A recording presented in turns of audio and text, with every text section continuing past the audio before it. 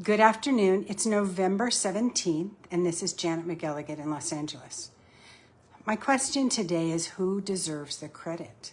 Who deserves the credit for what's going on in Sudan, both the good and the bad? Today, Bara was taken back by the Sudanese army, and those are great wins for the people of the Sudan.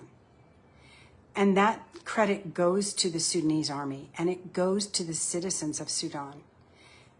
They have lived through hell for 2.5 years because the United Arab Emirates was backing and is backing the RSF, who are known now worldwide as genocidal maniacs without souls.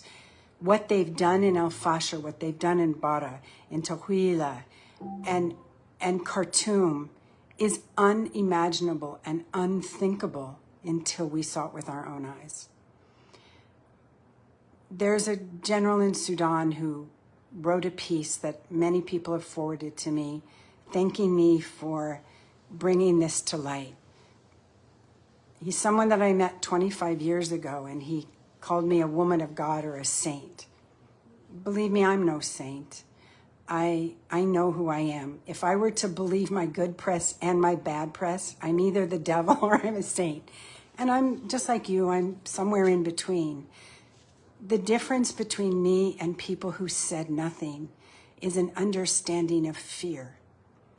I think that fear kept people from opening their mouths. The United Arab Emirates is wealthy and they could go after anyone. But God taught me a long time ago that fear is one of his greatest gifts to us, because it's not a stop sign, it's a yield. And it says, wait, look around. And if you've ever been in an accident, you know that time slows down. And at the same time that time slows down and you feel like you're in this crazy vortex, you have adrenaline running through your veins, allowing you to move faster and do more. So I look at fear as one of God's greatest gifts to us, because it gives you the opportunity to make a decision. And if you don't make a decision about what's important to you, circumstances will make one for you. And you may end up somewhere you don't want to be. So when I first pressed play and did a Facebook Live 2.5 years ago, telling people that the Sudanese were in trouble, and it was up to us to talk about it, I had fear, but I also knew I had a choice. And those choices give us personal power. When you're a politician, your power is borrowed from your office. And if you're a horrible person when you're in power and you're corrupt, the minute you leave, no one answers your calls and no one cares who you are. But if you go forward with dignity, if you go forward with conviction that you're there to help the greatest number of people, it doesn't matter if you sit at a desk at the White House or one here at my table. It matters that your message is out there to help people and to point them in the right direction. It doesn't make you a saint. It just makes you a person who's a friend. And I've always been a friend of Sudan, and I've been welcomed in my friends' homes.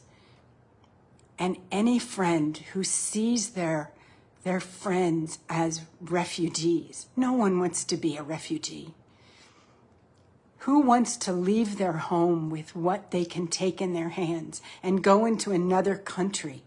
Who wants to come back to find that everything's been taken? It has to be the worst feeling ever. And if they couldn't speak because they were too traumatized, I had to speak for them. And that's all. That's all. I am a friend.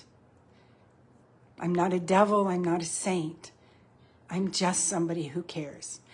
And now that the world has understood that they have personal power, they're coming forward and they're marching. And they are now your friends.